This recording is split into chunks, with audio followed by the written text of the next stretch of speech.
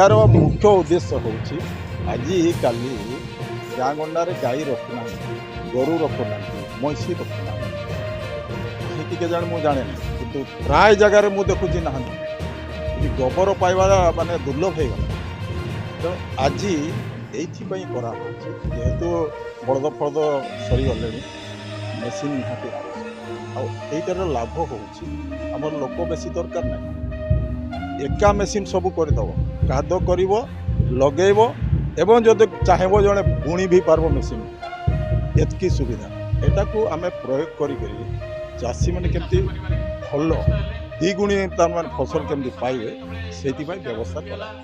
निश्चित रूपे यार तार पेस्टिसाइड कीटनाशक एवं आमर भल